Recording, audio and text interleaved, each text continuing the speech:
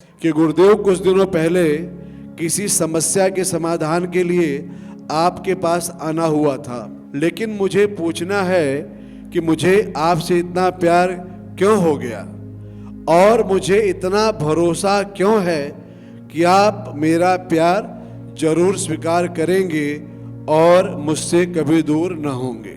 उन्होंने पूछा है, बताने की कृपा करें कि मुझे प्रेम क्यों हो गया।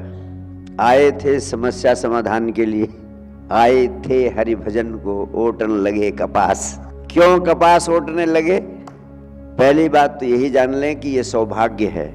अगर सदगुरु के प्रति आपके प्राणों में प्रेम का भाव उठे तो समझ लेना अनंत जन्मों के बाद परमात्मा की बहुत बड़ी कृपा हुई है, बहुत बड़ा सौभाग्य है। और दूसरी बात ये जान लें कि इस प्रेम का कारण ढूंढने की कोशिश ना करें, क्योंकि प्रेम का कारण कभी हो ही नहीं सकता है। जिस प्रेम का कारण बताया जा सके समझ लेना वो प्रेम है ही नहीं। अगर आप बता सकें कि इस कारण मुझे प्रेम हो गया तो समझ लेना कि वो सच्चा प्रेम नहीं है, असली प्रेम है ही नहीं।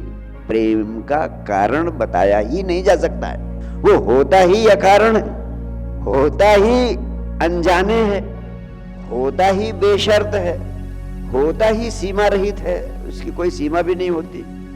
इस पृथ्वी पर परमात्मा की झलक सिर्फ प्रेम के रूप में आती है मनुष्य के जीवन में।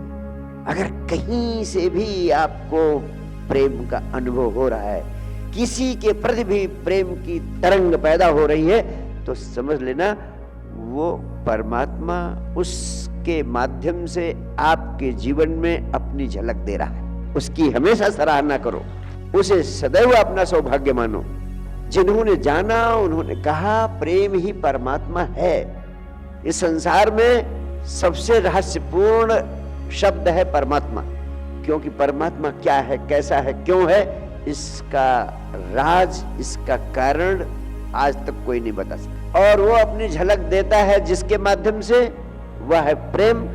तो प्रेम का भी कोई कारण नहीं बताया जा सकता, वो भी इतना रहस्यपूर्ण है, इतना अतर्क है कि आदमी उसे अनुभव तो कर लेता है लेकिन उसके बारे में कुछ कह नहीं पाता है। ये है ही कोई ऐसी चीज जो रहस्यों से भरी है। तो प्रेम और परमात्मा दोनों ही रहस्यपूर्ण हैं, दोनों ही अतर्क हैं और दोनों ही अद्भुत संपदा हैं मनुष्य के जीवन की। इसलिए कभी मत पूछो, कभी मत सोचो क्यों हुआ, हो गया, इस सौभाग्य में डूब जाओ।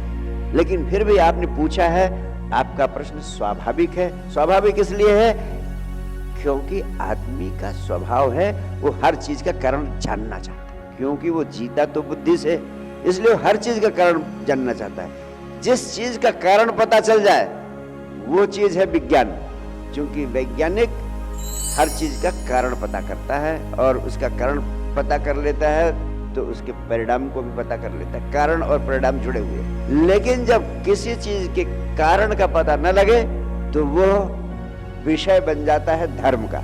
जैसे परमात्मा, उसका क्यों नहीं पता, उसका कारण नहीं पता, उसका होना नहीं पता, वह विज्ञान की तरह नहीं समझा जा सकता। ऐसे ही प्रेम का भी कोई विज्ञान नहीं पैदा हो सकता। अधिकांश लोग जिन्हें प्रेम हो जाता है वो यही पूछते हैं क्यों हो गया, क्यों इस लफड़े में पड़ गया मैं। लेकिन ये है ही इतनी अद्भुत शक्ति जो न छोड़ते बनती है और न ही पूरी तरह जीते बनती। मेरा मानना यही है, इसको समझने की नहीं, इसमें डूबने की कोशिश करो। जो इसमें डूबने में सक्षम हो जाता है उसी की जिंदगी में धीरे धीरे परमात्मा की सुगंध पैदा होने लगती है। और वो सुगंध कैसी होती है, 2 मिनट के लिए अपनी अपनी आंखें बंद कर लें, पूरी तरह विश्राम पूर्ण हो जाए। आहिस्ता आहिस्ता अपनी आंखें खोलो। जब आप इस तरह 1 घंटे आंख बंद करके बैठने की कला सीख लेंगे, विचार शून्यता की झलक आएगी तो वास्तव में आपकी जिंदगी में प्रेम की सुगंध पैदा होगी। और कभी प्रेम के कारण मत खोजना, प्रेम को जीना, प्रेम में डूबना। और जब कारण की खोज पैदा हो तो इतना ही जान लेना कि जिन्होंने इस जीवन को, अस्तित्व को, परमात्मा को जाना है, कृष्ण जैसे लोग, उन्होंने कहा जीवन सिर्फ लीला, सिर्फ खेल है।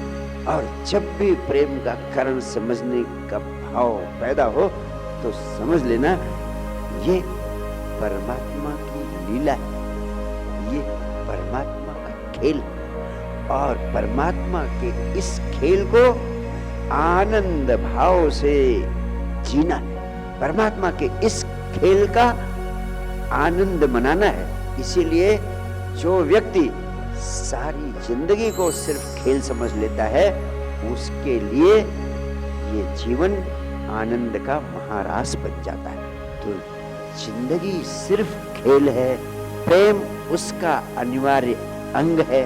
सौभाग्य से अगर तुम्हारे जीवन का अनुभव बन रहा है, जहां भी बन रहा है, उसका केंद्र मैं हूं या कोई और, इससे कोई फर्क नहीं पड़ता। लेकिन अगर कहीं पर तुम्हें केंद्र बनता हुआ प्रतीत होता है तो इसे परमात्मा की भेंट, परमात्मा का उपहार समझकर उसको और अधिक फैलने दो, और अधिक बढ़ने दो। जैसे स्वतः आया है वैसे ही वो स्वतः विकसित होता जाएगा, स्वतः फैलता जाएगा, स्वतः विराट होता जाएगा। सिर्फ कारण पूछकर, कारणों की खोज में लगकर उसको छीड़ न होने दो, उसको दूषित न होने दो, उसको पवित्रता से, आनंद से जीवन का खेल, जीवन का महारास बन जाने दो। बहुत बहुत प्यार, बहुत बहुत आशीर्वाद।